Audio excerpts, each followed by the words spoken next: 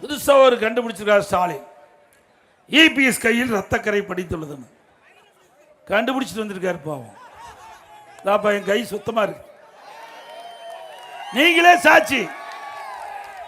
ஆனா ஸ்டாலின் 5 ஆண்டு கால திராவிட முன்னேற்ற கழக ஆட்சியில், அந்த 5 ஆண்டு திராவிட முன்னேற்ற கழக ஆட்சியில் 18,000 குழந்தைகள் பாலியல் சீண்டலுக்கு உட்படுத்தப்பட்டிருக்குது. 18,000 குழந்தைகள். இன்றைக்கு நீதிமன்றத்தின் மூலமாக வழக்கு நடைபெற்று கிட்டத்தட்ட 6,000 பேருக்கு போக்சோ வழக்கின் மூலமாக நிவாரணம் வழங்கப்பட்டதாக நீதிமன்றத்திலும் வழங்கப்பட்டிருக்கின்றது. அது மட்டுமல்ல, சமூகநலத்துறை அமைச்சர், திராவிட முன்னேற்ற கழகத்தில் இருக்கின்ற சமூகநலத்துறை அமைச்சர் தூத்துக்குடி நிகழ்ச்சியில் பேசுகின்ற பொழுது, திராவிட முன்னேற்ற கழக ஆட்சியில் 6,999 போக்சோ வழக்குகள் பதிவு செய்யப்பட்டிருக்குது. 84 கோடி நிவாரணம் வழங்கப்பட்டிருக்கிறது.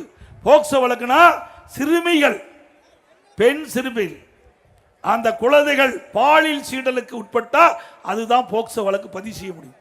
ஒரு ஆட்சியில் ஒரு அமைச்சர் கொடுத்த வாக்கு மூலம் 6,999 சிறுமிகள் பாதிக்கப்பட்டிருக்குன்னா அப்ப என்ன?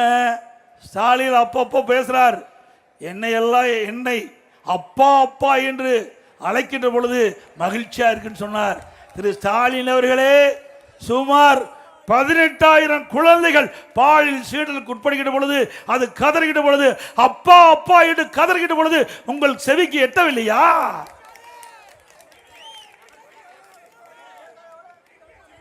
ஆக உங்களுடைய ஆட்சி நிர்வாகம் எப்படி இருக்குது என்பதை எண்ணி பார்க்க வேண்டும். இன்னைக்கு சிறுமிகளுக்கு பாதுகாப்பு இல்ல, பெண்களுக்கு பாதுகாப்பு இல்ல, வயது வந்த தாய்மார்களுக்கு பாதுகாப்பு இல்லாத ஒரு ஆட்சி திமுக ஆட்சி. எங்களை பற்றி பேசுவதற்கு அருகதை கிடையாது. தகுதி இருக்குதா? சட்டத்தின் ஆட்சி அண்ணா திமுகவில் நடைபெற்றது. உங்களுடைய ஆட்சியில் சட்ட சத்தி சிரித்துக் கொண்டிருக்கின்றது. சட்டம் அடியோடு சீரழிந்து விட்டது தமிழகத்திலே. வேண்டுமென்றே திட்டமிட்ட அவதூறு பிரச்சாரத்தை மேலும் தொடர்ந்தால் அதற்கு எங்களுடைய தொண்டர்களே தகுந்த பதிலடி கொடுப்பார்கள். ஸ்டாலின் அவர்களே,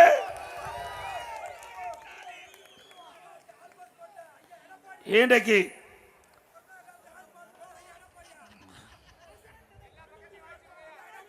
சிவகங்கை மாவட்டத்தில் உங்களுக்கு நன்றா தெரியும், கஞ்சா போதை ஆசாமிகள் இருசக்கர வாகனத்தில் சென்று கொண்டு இருக்கும் பொழுது அந்த சாலையில் நின்று கொண்டிருந்தவர்கள் கொடூரமா அறிவாளால் தாக்கப்படுறாங்க. அப்படிப்பட்ட ஆட்சி நடத்துகிற ஸ்டாலின் எங்களை பற்றி பேசுறார். வெக்கமா இல்லை?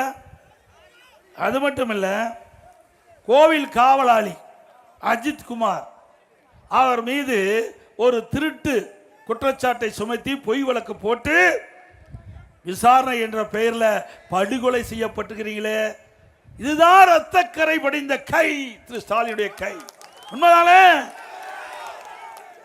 ஒரு மாதத்திற்கு முன்பு மானாமதியில் லாக்அப் டெத்து, இன்றைக்கு காவலால் தாக்கப்பட்டு உயிரிழந்திருக்கிறாங்களே, இதுதான் ரத்தக்கரை படிந்த கை. ஸ்டாலின் அவர்களே, உங்களுடைய ஆட்சியா நடக்குது, ஆட்சி நடக்குது. அந்த ஆட்சியில முறையா நடக்குதா?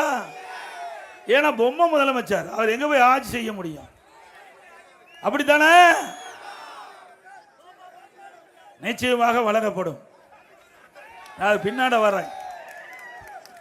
ஆக ஸ்டாலின் வேண்டுமென்றே திட்டமிட்டு அனைத்து இந்திய அண்ணா திராவிட முன்னேற்ற கழகத்தை பற்றியும் என்னை பற்றியும் அவதூறாக பேசிக் கொண்டிருக்கின்றார். அதற்கு தகுந்த பதிலடி உடனுக்குடன் கொடுக்கின்ற கட்சி அண்ணா திமுக கட்சி. ஸ்டாலின் அவர்களே,